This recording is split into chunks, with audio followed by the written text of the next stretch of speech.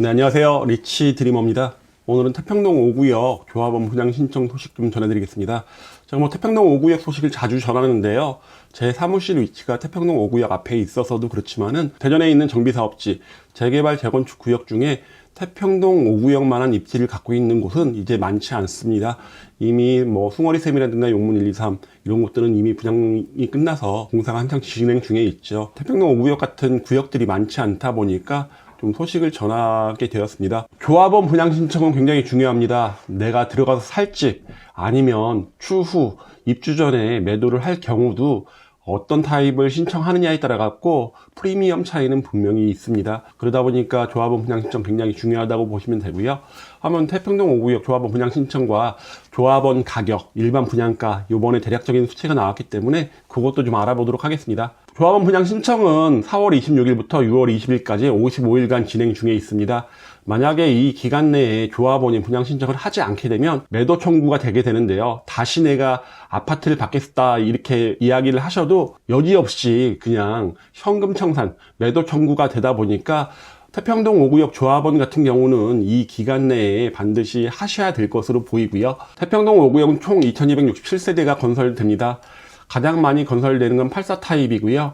그 다음에 74, 59 이런 순서로 건설이 됩니다. 최근에 조합원 분양 신청을 받은 곳들 대부분 8호 초과분을 조합원분들이 가져가셨는데요.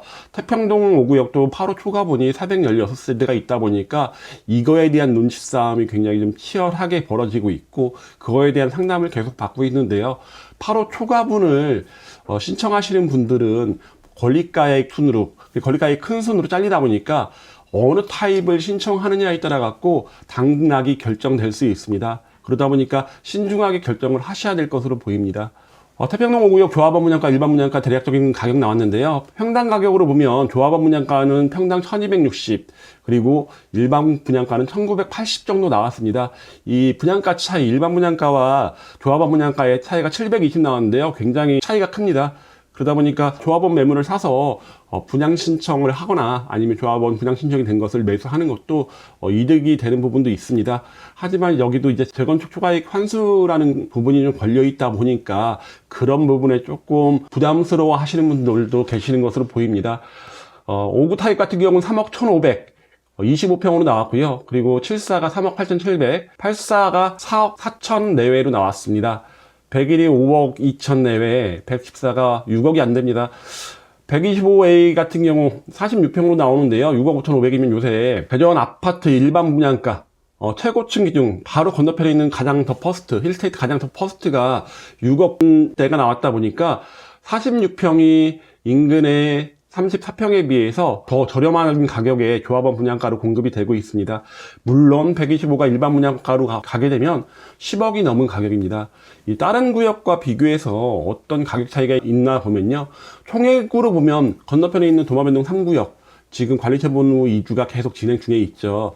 이쪽과 비교하면 한 2,500만 원 정도, 2,500에서 한 2,800만 원 정도가 더 높게 나왔고요.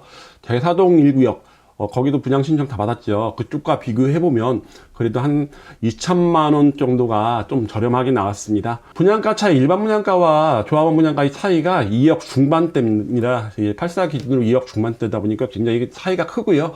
그리고 여기서 재건축과 이 컨셉을 생각한다고 하더라도 가격 차이는 꽤 나는 것으로 보입니다. 유등천변에 위치하고 있고 유등천변에 총 7세대가 이렇게 지어지다 보니까요. 요번 조합원 분양 신청 아니면 내가 이 입주권을 나중에 매도하실 분들 같은 경우는 이 천변뷰 인근에 있는 타입을 선정하는 게 굉장히 좋을 것으로 보이는데요.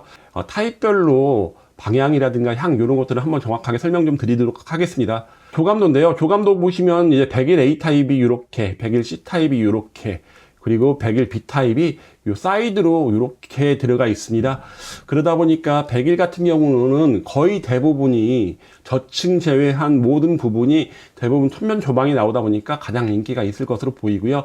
84도 84A 타입만 이렇게 천변뷰가 이제 가능하다 보니까요. 84A 타입, 101 타입 요 타입에 대한 선호도가 높습니다. 물론 이제 114 46평형도 이렇게 배치가 되다 보니까 천변뷰가 가능한 세대가 많이 있습니다. 하지만 이제 남동으로 보는 세대가 이렇게 있다 보니까 신청해서 3분의 1 확률로 천변뷰가 이제 불가능한 동 배치가 될 수도 있습니다. 타입별로 보시면요, 5구 타입은 포베이가 없고요. 타입이 향에서는 좀 유리합니다.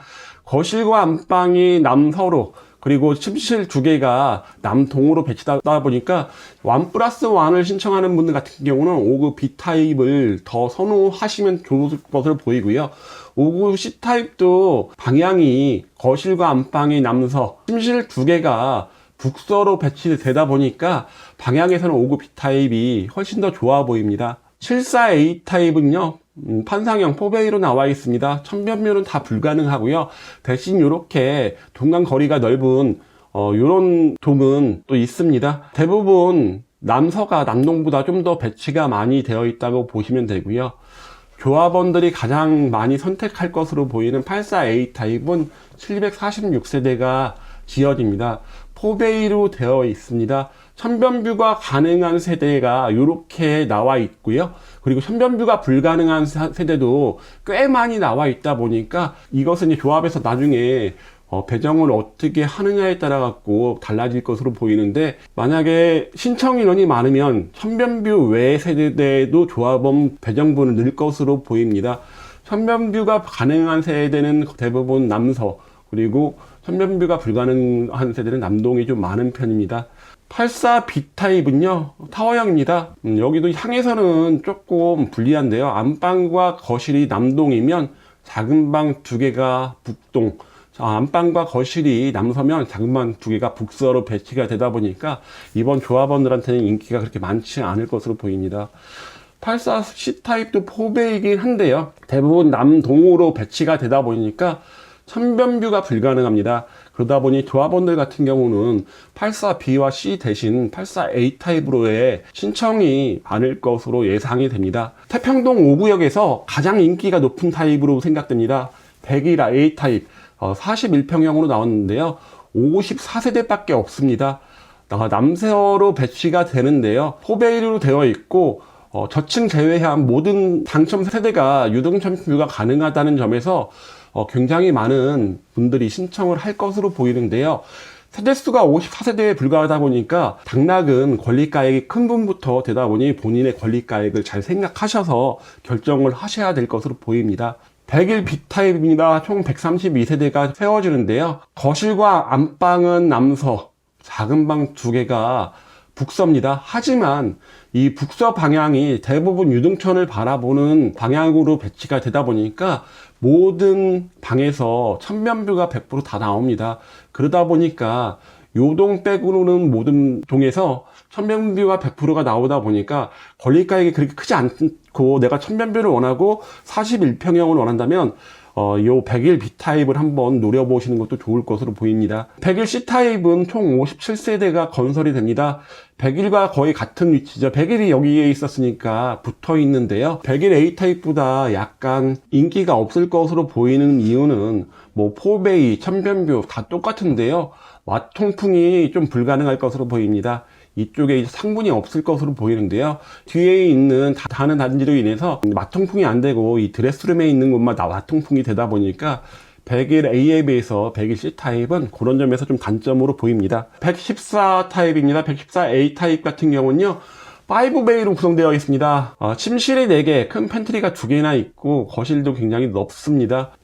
여기도 굉장히 인기가 있을 것으로 보이는데요. 166세대, 그 중에 3분의 2 세대는 유등천 뷰가 가능한 곳에 배치가 되지만은 3분의 1 정도, 한 55세대 정도가 이제 이쪽으로 배치가 됩니다. 만약에 조합원들이 166세대를 다 가져간다고 했을 때 당첨운이 좋아야지 천변뷰가 가능하다 보니까 이건 좀 신중하게 선택할 필요가 있을 것으로 보입니다. 아무리 권리가액이 높아도 동호수 추첨에서는 권리가액이 비중을 차지하지 않고 운이 차지하다 보니까 요거 114 같은 경우는 101A, C, 101B에 비해서 천변뷰가 불가능한 세대의 당첨 확률이 3분의 1이나 있다 보니까 이것도 좀 조심히 봐야 될 것으로 보이고요. 125A 타입은 총 4세대가 배정되어 있는데요. 여기서 전체가 다 천변뷰가 나오는 배치가 되어 있고 큰 테라스가 2개가 있습니다.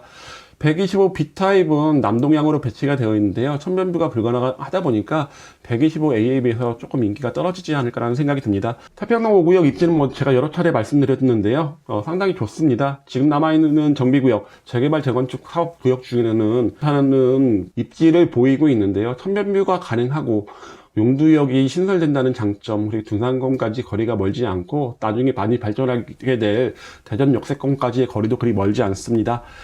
인근이 태평동 모아타운이라든가 서구 쪽에 도마변동 대정배 촉진지구 가장 재개발까지 대규모 재개발 재건축이 펼쳐지면서 상당히 인근의 입지가 지금보다는 많이 좋아질 것으로 보이고요.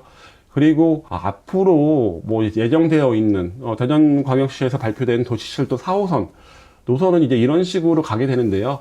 도시철도 4호선까지 완비가 된다고 한다면 트리플 역세권이 되겠죠. 도시철도 4호선 같은 경우는 워낙에 먼 얘기고, 뭐 대전광역시에서는 빠르게 계획을 수립한다고 하겠지만은 가장 걸리는 건 예산 문제겠죠. 예산 문제가 잘 해결돼서 도시철도 4호선, 대전의 동서를 가로지르는 도시철도 4호선이 만약에 완공이 된다고 한다면 태평동 5구역은 그야말로 트리플 역세권이 가능하다고 보면 됩니다. 초등학교, 중학교도 굉장히 가깝게 위치하고 있다 보니까 태평동 5구역 입지 상당히 좋습니다. 이 조합원 분양 신청, 내가 앞으로 이 매물을 매도할 것인가 아니면 가지고 갈 것인가에 따라 갖고 분양 선택이 좀 달라질 것으로 보이는데요. 항상 뭐 상담 가능하니까 위에 보이는 전화번호로 연락 주시면 상담을 좀 해드리겠습니다. 그럼 이만 마치겠습니다.